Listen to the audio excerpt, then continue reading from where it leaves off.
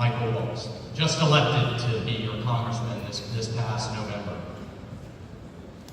Thank you. First off, I want to thank you all for having me, inviting me to join you here today to honor the life and the legacy of what I would call a true servant leader, Dr. Martin Luther King. Dr. King once said that oppressed people cannot remain oppressed forever.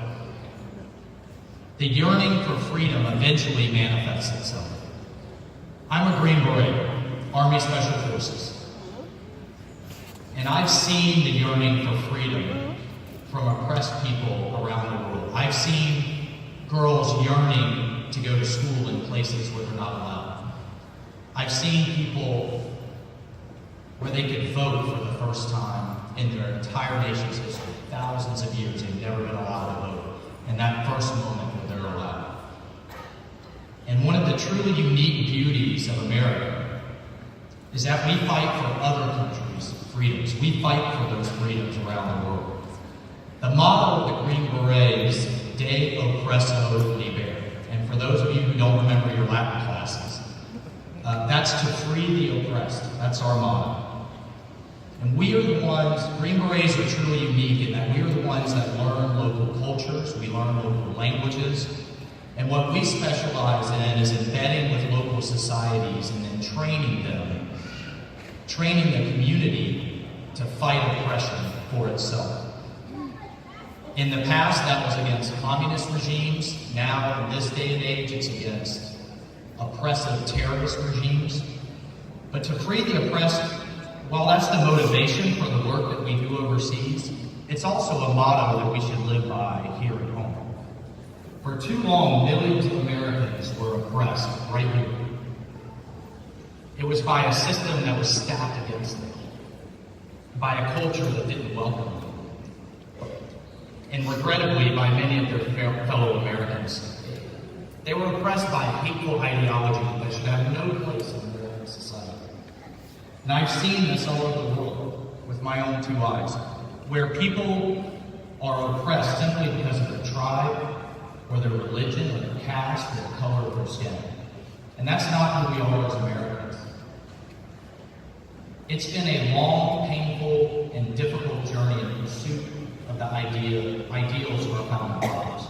In those founding documents where all people, all of us, are created equal with unalienable God-given rights. But as Dr. King said, the arc of the moral universe is long, but it bends towards justice. And I'm very proud to say that the military has been at the tip of the spear in this bend towards justice. In 1948, President Truman stood before the Congress and announced his plan to desegregate the military. In 1948. He said the protection of civil rights is a duty of every government, which derives its powers from the consent of the people. And on that bend towards justice that Dr. King described, it was the military that led the charge for broader integration within American civil society. Throughout our history, men and women of all colors, creeds, races, religions helped build and defend this great nation. The rich diversity that we see in America today has been greatly influenced by the merit-based structure of our armed forces. In fact, Clifford Alexander Jr., many of you may not know who he is or was, but he was the first African-American Secretary of the Army. And he said if the military is seen as a place where men and women are judged by their skills, accomplishments, and bravery, that is a statement to the whole social fabric. And that we should judge individuals according to merit, not color. In the service, I can tell you, we are all brothers and sisters. And we are all brothers and sisters in arms. And there's a bond and camaraderie that develops in training and then it extends when we're in the foxhole in combat. We learn to rely on each other, regardless of backgrounds. We have a common purpose, and anything that distracts from the mission will get you killed. I can tell you that in the foxhole, and I've done multiple combat tours in Afghanistan and across Africa, no one cares. No one cares about race, religion, socioeconomic background. It's about mission. We entrust our lives with each other. The only thing that matters is doing your job. and we have faith in the soldier to the left and right of us. This professional ethos and the way our armed services reflect America, the ethnic tapestry that is the beauty of our country, is one of the reasons that I believe our military is one of the most trusted institutions. I'll never forget, this past year on the campaign trail, I came across a veteran. And, he told me the story of growing up in the segregated South. He had never spoken to a black man or woman growing up. Never even said a word. The first time he did was to his bunkmate in the Navy. And then they became lifelong friends. So I think one of the things that the draft did for our society, and I'm not advocating return to the draft, I am not, but it was that it brought together all corners of America. And these are people that normally would never come together. And whether they were from West Georgia or North Florida or downtown Detroit or LA or the Midwest, it brought everybody together. It brought young kids together, and they trained in teamwork, and they focused on defending America. And if they couldn't get over their differences, they usually had a drill sergeant's boot in their rear to help them get there. This is why I am pushing for a return to national service. Not necessarily in uniform. You don't have to wear a uniform to serve. You can do rural medicine. You can do inner city tutoring. You can do national parks. You can do the Peace Corps or the military.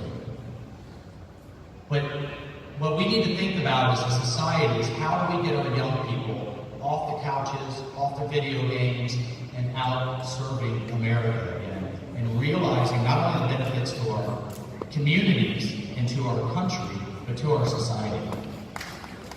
Yeah. Dr. King understood this. Dr. King knew this in his heart, and he was one of the greatest visionaries, I believe, in this country to help lead and advance this idea, and we need to get back to it. Dr. King would have made a fantastic soldier and a great Green Beret. He knew this ideal and he knew this focus of community, country, and neighbor in his heart. He recognized the problem and he called out the injustices that he saw in our society. But he did it with stoicism. He did it with an iron will. He stood up to hate and bigotry. He refused to accept the status quo of the day. And he led our nation to a better and more inclusive future. His yearning for freedom started a movement to free the oppressed, and it continues today. And in the spirit of Dr. King, we must dedicate ourselves to civil engagement, to community action, to being a part of the solution to our social problem. I'm sorry, folks. Let me be blunt with you. Yelling at the TV, posting on social media on Facebook, that's not good enough. Let's all get out and let's serve and let's free the oppressed.